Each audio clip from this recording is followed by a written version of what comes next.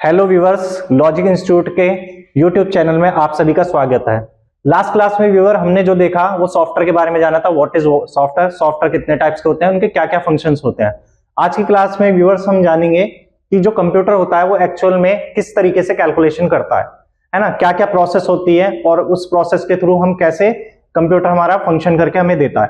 देखिए सिंपली हम सभी को एक मोटी मोटी बात पता है कि अगर हम कंप्यूटर से 2+2 की कमांड देते हैं यानी कोई इनपुट कमांड देते हैं तो वो आपको रिजल्ट में कैलकुलेट होकर 4 दिखाई देती है। मैंने यहाँ पे 4 रिजल्ट में लिख दिया। बट व्यूअर्स ये जो 4 यहाँ पे आउटपुट कमांड हमारी आई है जो कैलकुलेट करके आई है, तो ये जो कमांड आई है ये किस तरीके से आई है, हमारे कंप्यूटर ने किस तरीके से पूरा प्रोसेस करा और 2+2 को 4 में कन्वर्ट करा। तो वो आज वही प्रोसेस को समझने की कोशिश करेंगे कि आखिर ये 2+2 4 में कैसे कन्वर्ट हुआ, हमें आउटपुट कैसे मिला ये 4 का।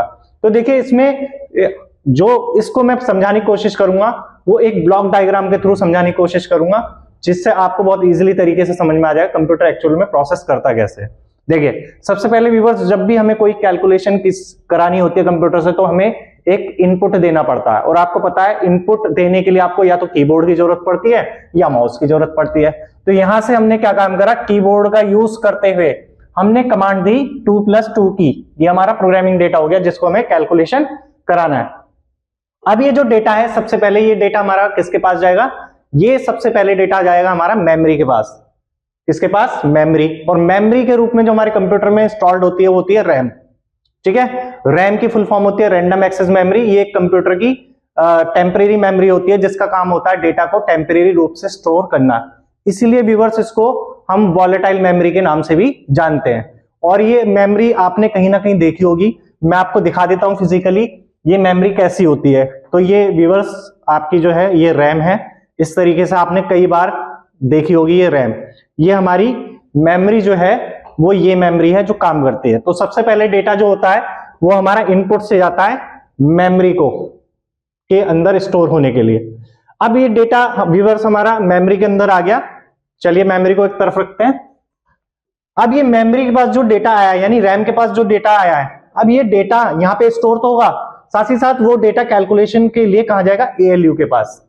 अब ये ALU क्या होता है, ALU की फुल फॉर्म होती है अर्थमेटिकल लॉजिकल यूनिट।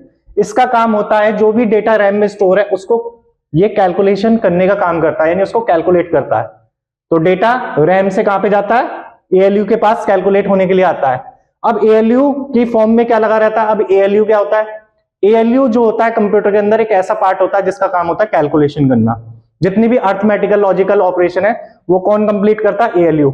और ALU के रूप में हमारे कंप्यूटर में एक बहुत ही इंपॉर्टेंट डिवाइस होता है और सबसे महंगा डिवाइस होता है पूरे कंप्यूटर का, जिसका नाम है प्रोसेसर।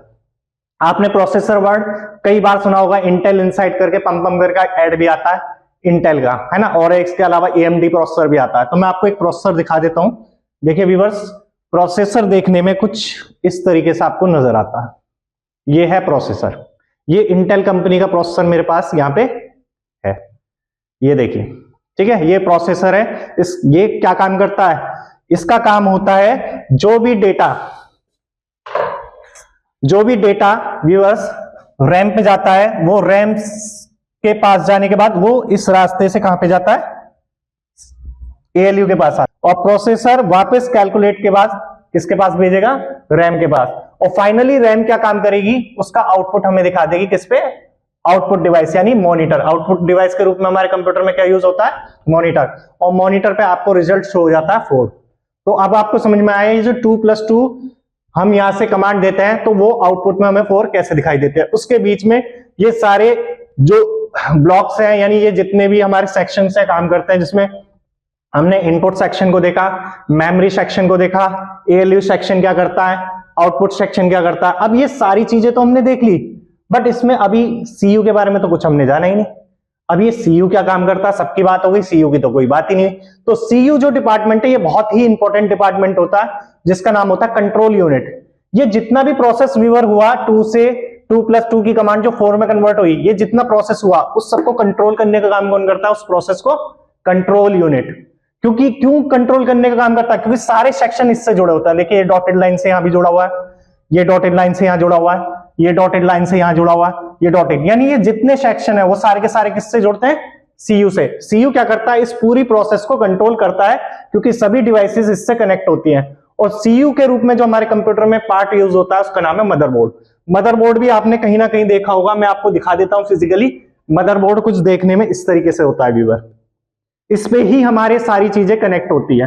ठीक है, क्या क्या कनेक्ट होता है, जैसे मैंने बताया कि यहां पर हमारा जो होता है मेमोरी जो होती है वो किससे कनेक्टेड है, सीयू यानी मदरबोर्ड से। तो मेमोरी हमारी कहां पे लगती है, मेमोरी लगती है यहां पर रैम। ठीक है, ये कनेक्ट हो गया यानी मेमोरी कनेक्ट है।